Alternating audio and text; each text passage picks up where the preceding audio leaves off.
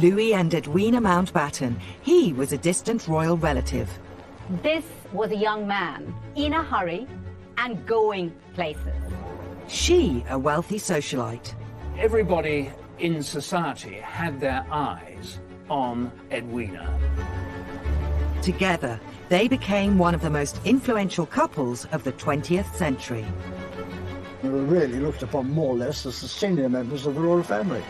And I assure you that their competence and their courage and their prudence, it is deserving of the very highest praise. Yet their private life was more scandalous than the public ever knew, from countless infidelities.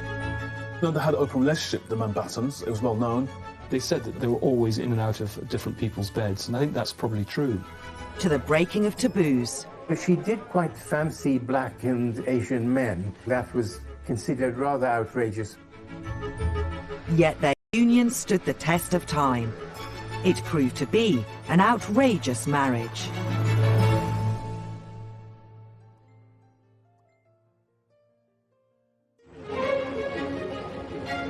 Lord Louis Mountbatten, distinguished naval officer and last Viceroy of India. He is perhaps best remembered as eldest statesman of the royals.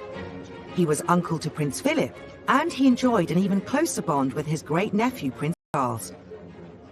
Mountbatten's murder by the IRA in 1979 sent shockwaves through the family. There is a lesser-known yet vital part to Mountbatten's life, his extraordinary marriage, which began in July 1922. The Mountbatten wedding was a huge social event. 8,000 people were in Parliament Square for the wedding. There was a Pathé newsreel shot of it. I mean, the King and Queen attended as guests. Prince of Wales was the best man. It was a very, very glamorous occasion. In a way, it was a sort of royal wedding. 22-year-old Louis Mountbatten's bride was 20-year-old multimillionairess Edwina Ashley. They were the it couple of their time, with extraordinary connections right across society in the royal family. What you have, really, is the beginning of a kind of global superstardom here, with two incredibly glamorous, rich, royal celebrities who had an appeal beyond the shores of Great Britain itself. What was it about this new power couple that captured the interest of both the press and public? Great-grandson of Queen Victoria on his mother's side, and his father a German prince, Louis was a junior naval officer at Battenberg. He was known as Dickie from an early age. He was related to half the royal houses of Europe, really through Queen Victoria, who married off her children one by one, and so his network of connections was enormous. He had two older sisters, Louise, who married the King of Sweden, and Alice, who married Prince Andrew of Greece, who was the mother of Prince Philip, and then a brother, George, who was 8 years older. During World War I, just as the royal family changed from the Germanic Saxe-Coburg and Gotha to the more anglicised Windsor, the Battenbergs became the Mountbattens. Anti-German sentiment in this period also saw Louis's father pushed to resign from his role of First Sea Lord. Because of his German background, his father lost this top position in the Admiralty, and this stirred young Dickie's ambition. William Evans, Lord Mountbatten's personal valet for 10 years, knows better than most how Dickie wanted payback for his father's loss. Lord Louis had this driving force all his career to get to the top, to become the First Sea Lord, to emulate his dear father, who was treated so badly. And Dickie wasn't afraid of cultivating his family connections to help him on his way. He was very good at using his connections with the royal family to push his own naval career and his own social ambitions. And he had worked really hard to ingratiate himself with his cousin, the Prince of Wales, and had been rewarded by being taken along on worldwide tours. Dickie's new wife, Edwina Ashley, was not of the same royal stock, but she had an impressive lineage of her own. Edwina Ashley was in some ways more exotic than Louis. Her father was Conservative MP, but related to Palmerston, to Lord Shaftesbury the Reformer, even to the Native American Princess Pocahontas. Most importantly, she was a granddaughter of one of the most influential and wealthy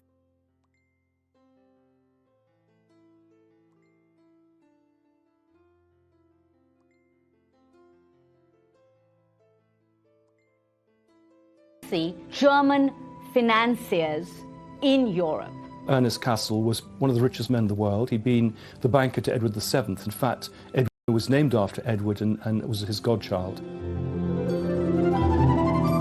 The eldest of two daughters, Edwina was her maternal grandfather Sir Ernest's favourite.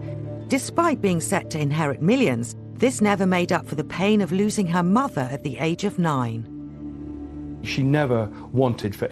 it was a very sad upbringing. Part of the unhappiness was not just that her mother had died. Her father remarried, and the stepmother was not very kind to the children. After going away to school, Edwina moved in with her grandfather. At the age of 18, she was launched into society. She was really the leading light of her generation in terms of glamour, in terms of richness, and as a desirable match. Everybody in society had their eyes on Edwina. And it was Dickie who won Edwina's heart after they met at Cows Week on the Isle of Wight in the summer of 1921. Dickie was tall, handsome, well-connected, and he was so clearly besotted with Edwina. It was very much a whirlwind romance. They clearly were thrown together at dances and things over the course of the Cows Week. They came back from Cows and he introduced her to his parents. So it really was a love match. Just a few weeks later, a double tragedy struck. Dickie's father, whom he idolised, died suddenly, followed 10 days later by Edwina's beloved grandfather. And so here were these two young people, and they were very young, who suddenly were, in a way, thrown together, not only by physical attraction, but by death and grief. The fledgling romance was interrupted when Dickie joined the Prince of Wales for an 8-month trip overseas. What he very much hoped was that she would contrive to come to India and meet him there. And being Edwina, she did. She basically presented herself at the Viceroy's house in India, and the two of them were almost immediately engaged. 4 months after their first meeting, Dickie proposed to Edwina, but certain members of society questioned his motives.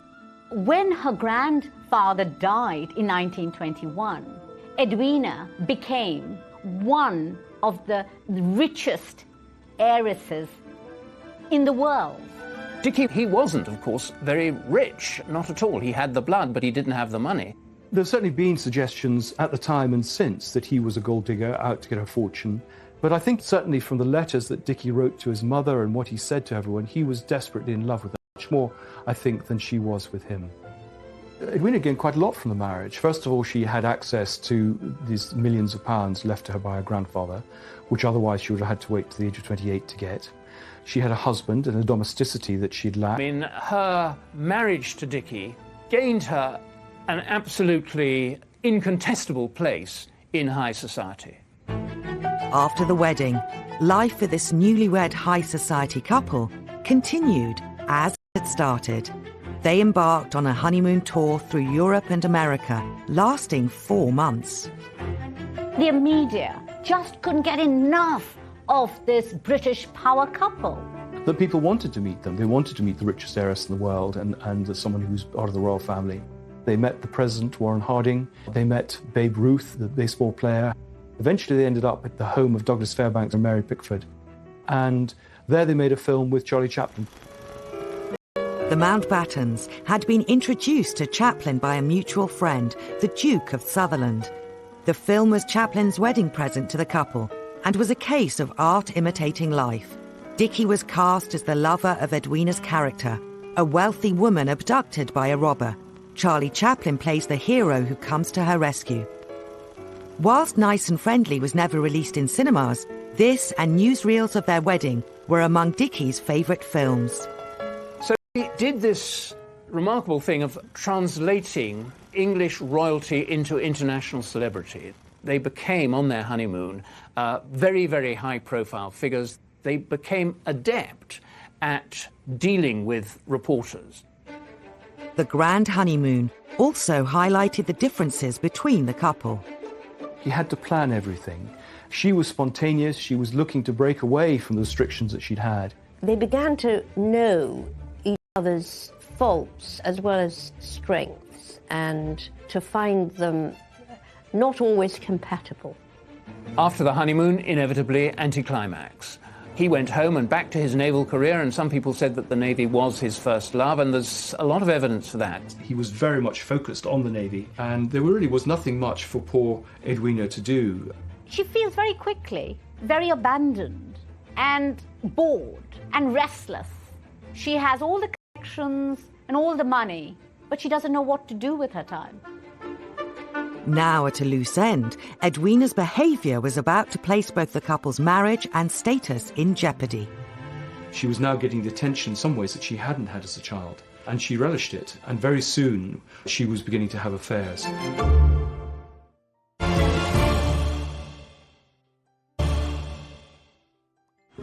In July 1922, the marriage of Dickie and Edwina Mountbatten had combined wealth, good looks and royal connections to create one of the most powerful couples of the 20th century. Her career left behind the frustrated Edwina. She was a Navy wife, and she felt neglected. She was a highly intelligent girl at a time when aristocratic women were not really given much to do. So she got on with whatever there was available, if you like. And in the 20s, that was having a good time. People talk about the roaring 20s and 30s. It was roaring. It was a hedonistic lifestyle. Edwina was someone who loved a party, who liked pushing the boundaries. She was drawn to decadent nightclubs and dancing and unusual bohemian people. She didn't have to work, and so she lived in this extraordinarily sort of high-octane world of high society. Edwina briefly paused her partying ways when she gave birth to the couple's first child, Patricia, on Valentine's Day 1924. But she did not take easily to being a mother. After a few days, she's almost looking for a new diversion and very happy to let her young baby be taken care of by an army of nannies. She was not a maternal person, much more interested in going to parties late nights and mixing with young men. She was now getting the attention in some ways that she hadn't had as a child, and she relished it. And probably within 3 years of the marriage, she was beginning to have affairs. In 1925, her first lover was naval officer Hugh Molyneux, the heir to the Earl of Sefton, regarded as one of the best-looking men in society. And that affair lasted for about a year, and then she almost seamlessly moved to an American polo player, a rich man, heir to a £40 million fortune, called Stephen Laddie Sanford. There were quite a lot of rather nice-looking, tall, energetic, sporty sort of young men. That was the type that she liked. News of Edwina's colourful love life was yet to reach the wider public, but rumours began to circulate in high society. Dickie himself was quite unaware of this, involved in his career, climbing the ladder, and it was actually the Prince of Wales who told him that Edwina was committing adultery. I think he was desperately shocked. I think he had really put Edwina on a pedestal, and I think he just didn't want to believe what he might have been hearing. He wrote in his diary a curious, strange thing that David, the Prince of Wales, told me about Edwina. So he didn't really sort of believe it. The affairs continued, and more men joined Edwina's entourage of lovers. She was a very busy woman. I mean, if you look at her diaries, she was literally, he would have lunch with one and long talk into the night with another and went to a party with another. And there's a famous story about the maid saying to her when she came back from once to Sanford in the library, and what are we going to do with, you know, the new lover that had arrived on the doorstep? She was a woman of extraordinary energy, should we say. Edwina's behaviour was perhaps no different to that of her contemporaries. Notoriously, the Prince of Wales and others were pretty promiscuous. I don't think Edwina was that different from many of her close friends. I think she was a more public figure and there was more scrutiny. I think she was more brazen about it, cared less about what people felt. It soon became impossible for Dickie to ignore Edwina's extramarital relations, but rather than being angry, his response was more enlightened. He wanted to be an effective husband, and he felt he was letting her down.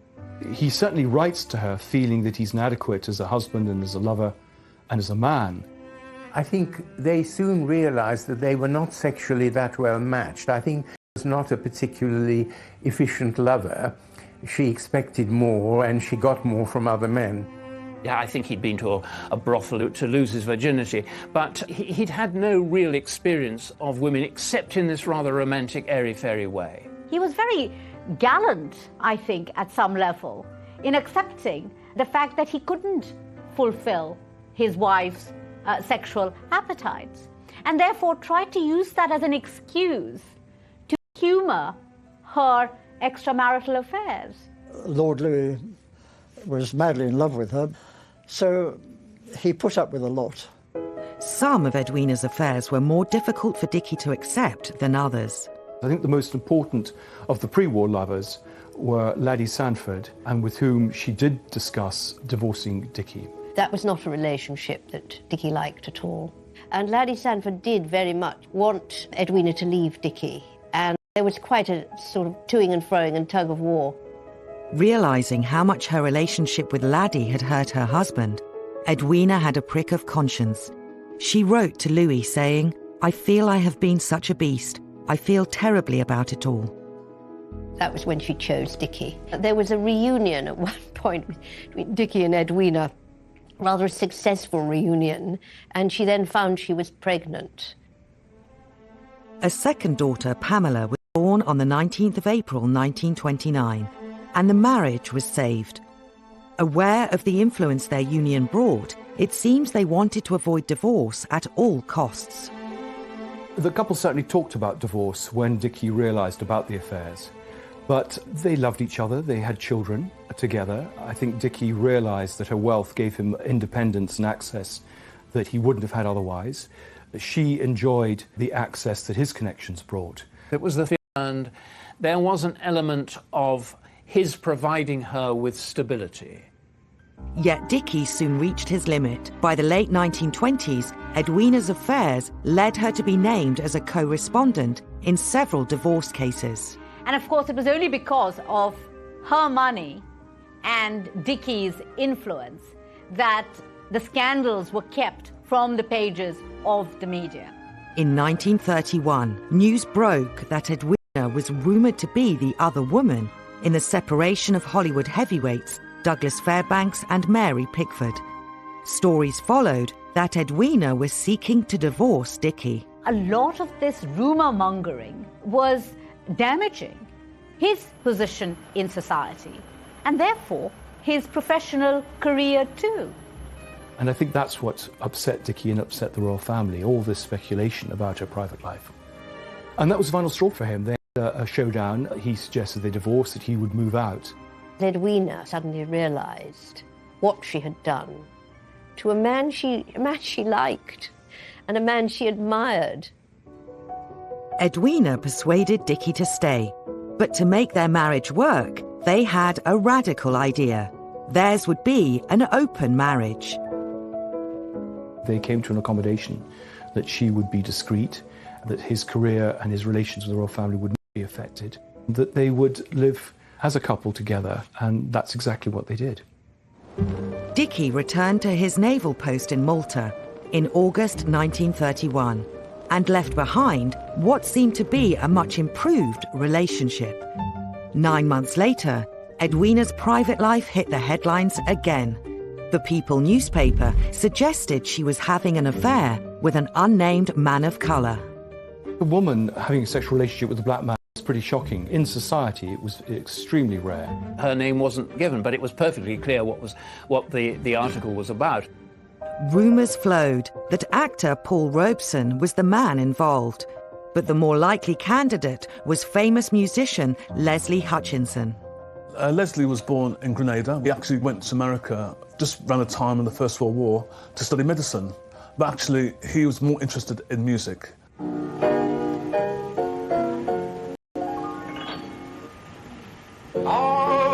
I tell you what is in my heart. He was able to combine his talented piano playing and the way he came across in terms of his singing. That would touch not just black people, but particularly white people. I think Edwina had met him probably in the mid-1920s. He was certainly a regular at some of the nightclubs they went to in London. She actually employed him for a period of time. Edwina and Leslie made no attempt to hide their relationship. There's lots of stories about them displaying their affection in public places. I think that's what shocked a lot of people, that they couldn't care less about it. This is all in the context of the rise in Hitler during the 30s and the Third Reich and this whole kind of eugenics movement, that there was this real strong backdrop that there's a purity of the white race and black and white people should not mix. When the story reached the press in May 1932, both Dickie and the palace ordered Edwina to take the People newspaper to court to clear her name. But I think it was a public humiliation, the fact that it had got to the papers, the fact the royal family knew about it. The case was held early one morning with no press there. They agreed to apologise, there were no damages. There's a PR strategy to stamp out this scandal, which if it rumbled, it might have an impact on the future of the royal family. Once again, Edwina's escapades had left Dickie badly hurt. But she was about to get a taste of her own medicine when he had an affair.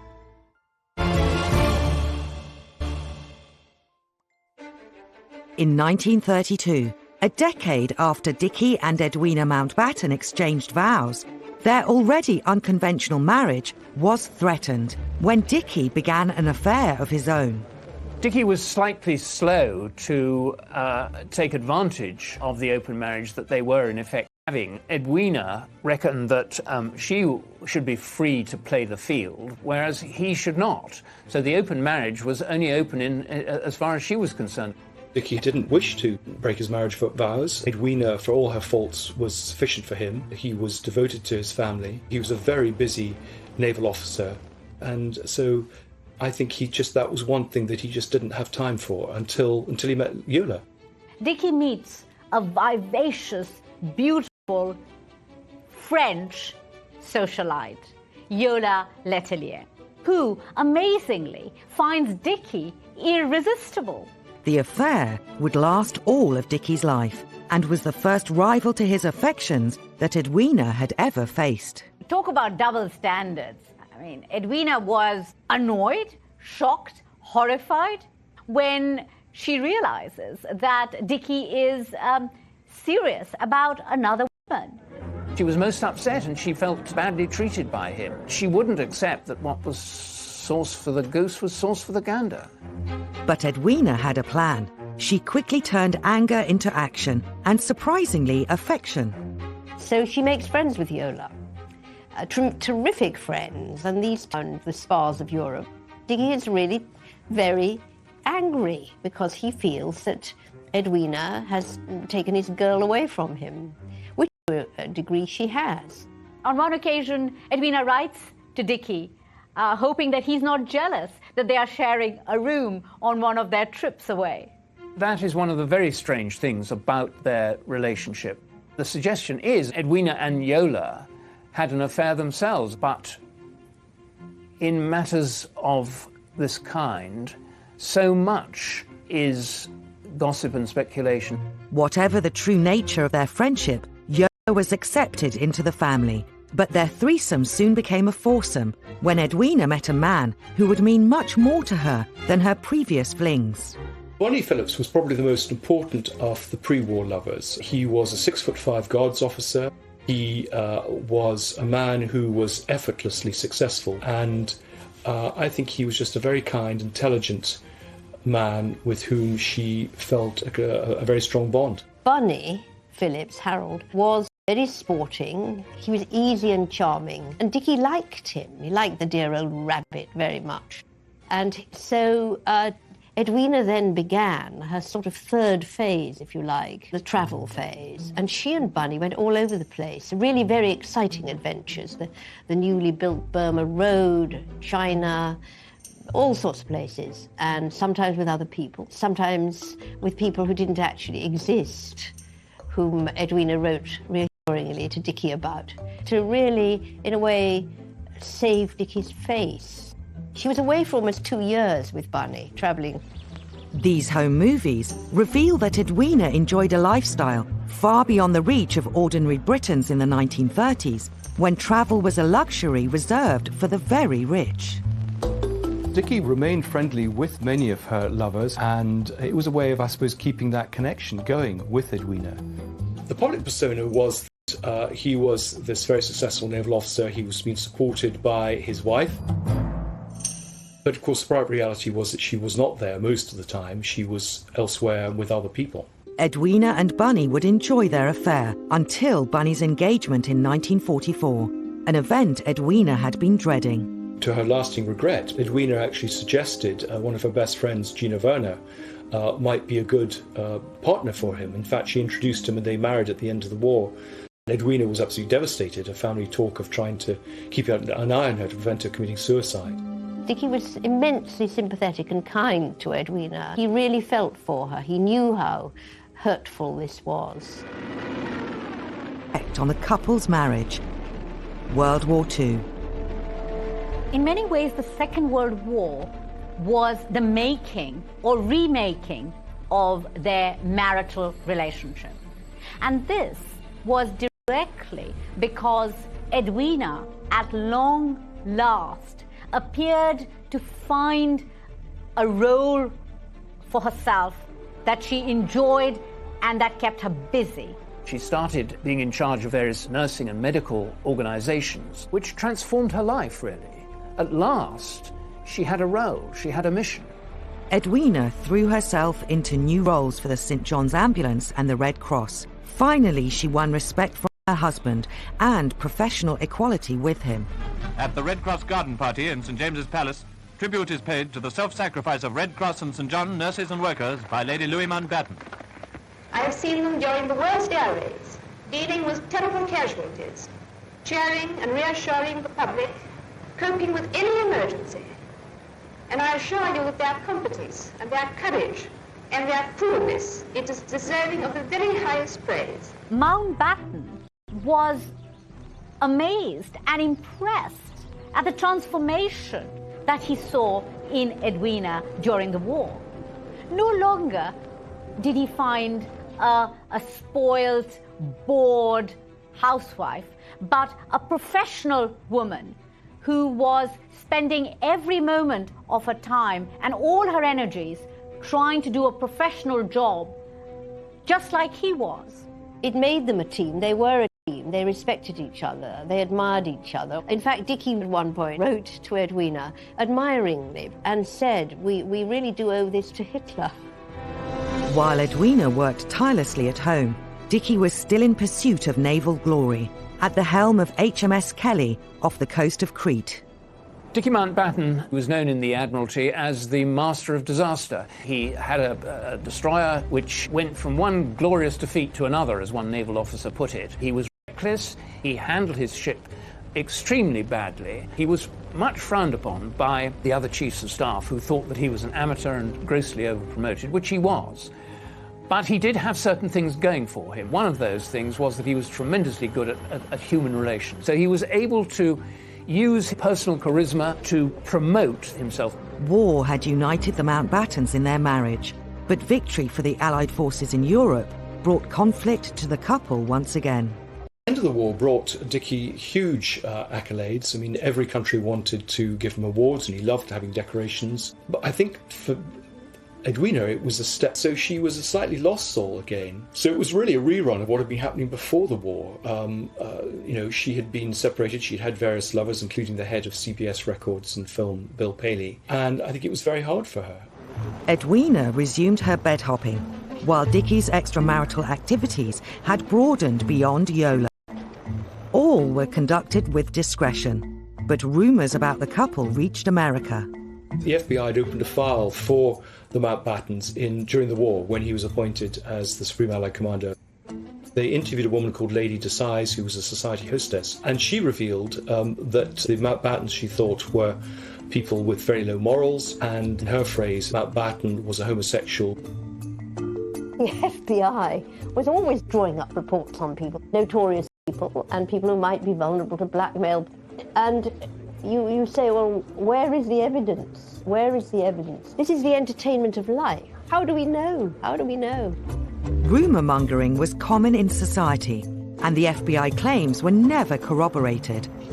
A high-profile couple such as the Mountbattens was always going to be a target for gossip. While their reputation remained intact, the biggest test for the couple was yet to come. Could their position and influence survive a scandal set on the world stage? He was a very good-looking man, and she was a very good-looking woman. I think in another life they might have well been very happily married. Edwina was almost like a besotted teenager in love for the first time.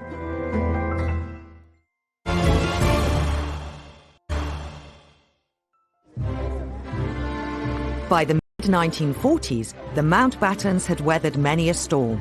Their royal connections continued to give them unparalleled influence. In 1947, Prime Minister Clement Attlee appointed Dicky as the last Viceroy of India to oversee the country's independence after 200 years of colonial rule. Edwina would be Vicereine. In India, British power was eroding very rapidly indeed. The whole fabric of government in India, the British Raj, was collapsing. Dicky and Edwina were obviously united as Viceroy and Vicereine, and they both had roles to play in this.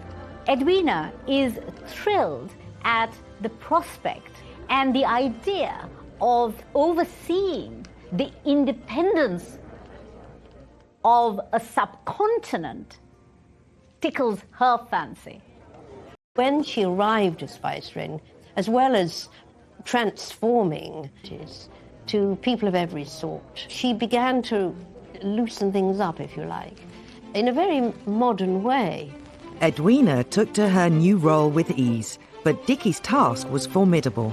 Mountbatten didn't know the country at all. He came to it very much from his rather limited knowledge of British politics and a rather simplistic desire to do as quickly as possible, whatever it cost India. He was negotiating with the Muslim leader, Muhammad Ali Jinnah, and leader of the Congress Party, Jawaharlal Nehru, a Cambridge-educated intellectual with whom Edwina fell in love. Edwina was almost like a besotted teenager in love for the first time. They endlessly talked. They endlessly wrote letters to each other, all of which I've read over years and years. I call it poetry and philosophy, about their feelings, about their aims, their ambitions. He was a very intelligent man, very erudite and well-read. And it was a sort of mature relationship. They were soulmates. I think in another life they might have well been very happily married. Again, the Mountbattens' marriage was at the centre of speculation, and Edwina's relationship with Nehru much scrutinised. Nehru was the great relationship of her post-war life. He was the last of her lovers. It was a deeply spiritual and emotional connection, I think, as well as a sexual one. They had shared political interests. She was fascinated by what was going to happen with the new republic. She'd fallen deeply in love with India and its people, and I think he's inextricably mixed up with that. Freedom for the country she loved was to come at a high price. Mountbatten rushed through the independence and partition, with the Indian continent hit by violence and bloodshed. In Britain, his efforts were declared a success, but Edwina was heartbroken at returning. I'm grateful to India, and I shall always look on India as a second home. This was, I think, a very unhappy period of her life, separated from him and separated from the country that she had adopted as her own. The relationship continued through letters, through regular visits. They saw each other at least every 6 months. She would come to India in the spring, and he would come to Britain often in the autumn. And Dicky would allow them to be alone together at Broadlands, the country house in Hampshire, or they would meet in London. They did have a strong love, very great, deep enduring bond, and they needed each other. Edwina and Nehru remained devoted to each other for over a decade, until their love affair was cut short on the 21st of February 1960. Edwina had always suffered from various ailments throughout her life, and in her late 50s, she had been warned to slow down. She was travelling a lot for the Red Cross and St John Ambulance, and indeed it was on one of those trips that she died. She wore herself out. She had visited Nehru in India, then gone on to Singapore. She was found in the morning, having had a fatal coronary thrombosis, surrounded by Nehru's letters. It is a mark of the deep love they shared for the rest of their lives. I can't think of anything more moving than that. Dickie learnt about the death in the middle of the night. He got a phone call and was devastated. At Edwina's request, she was buried at sea, attended by the royal family, Dickie and their children. He was devastated, absolutely devastated, and he just wanted to die. He was so lonely. Even though they led almost separate lives, they did get on, and towards the end, they were real pals, real friends.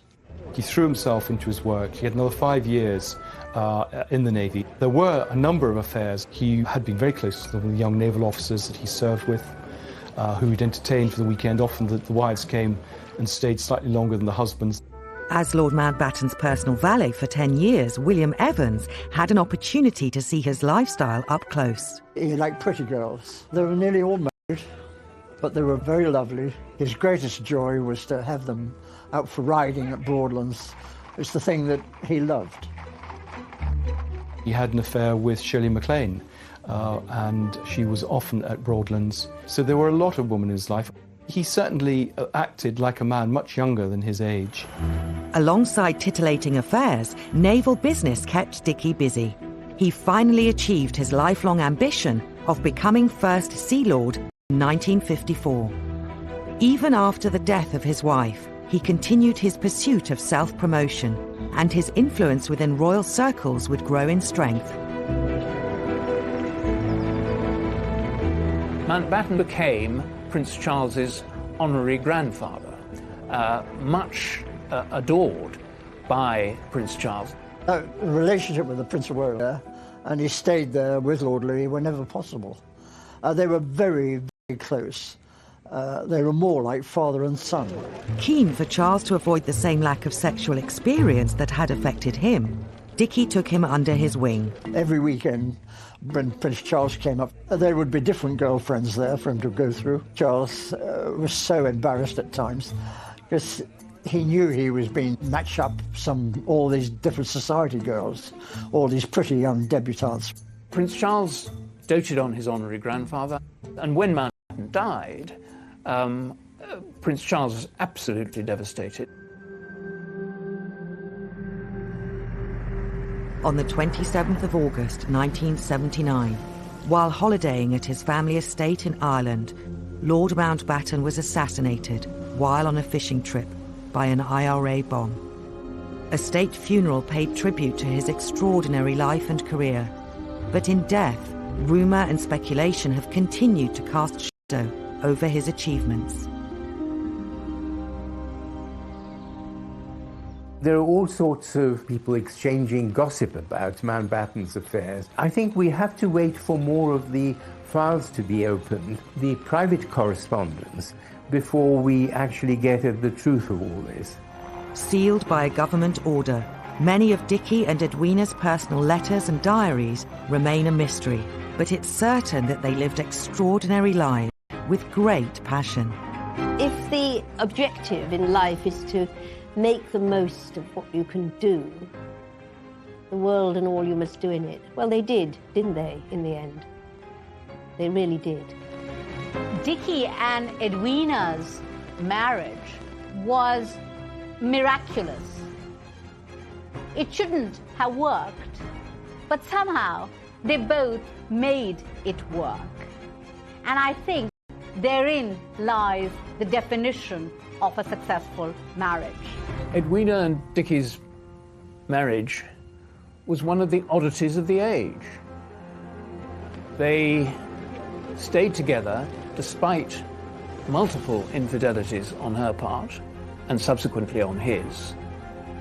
But they became one of the great power couples of the 20th century.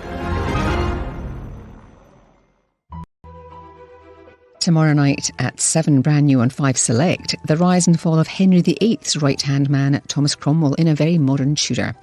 Here on Channel 5 next Saturday at 7:35, Giles Brandreth travels across Britain, visiting the places that inspired one of the country's most famous storytellers, Charles Dickens, always a festive favourite.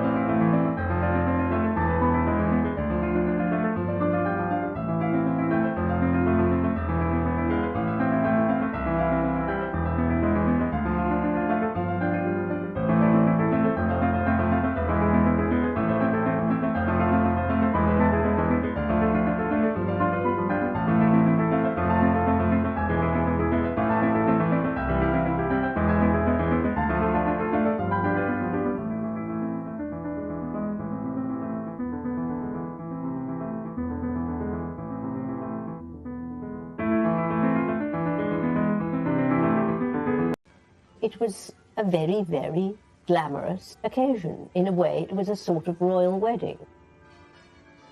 22-year-old Louis Mountbatten's bride was 20-year-old multimillionairess Edwina Ashley. They were the it couple of their time, with extraordinary connections right across society and the royal family. What you have, really, is the beginning of a kind of global superstardom here, with two incredibly glamorous, rich, royal celebrities who had an appeal beyond the shores of Great Britain itself. What was it about this new power couple that captured the interest of both the press and public? Great-grandson of Queen Victoria on his mother's side, and his father a German prince, Louis was a junior naval officer at Battenberg. He was known as Dickie from an early age. He was related to half the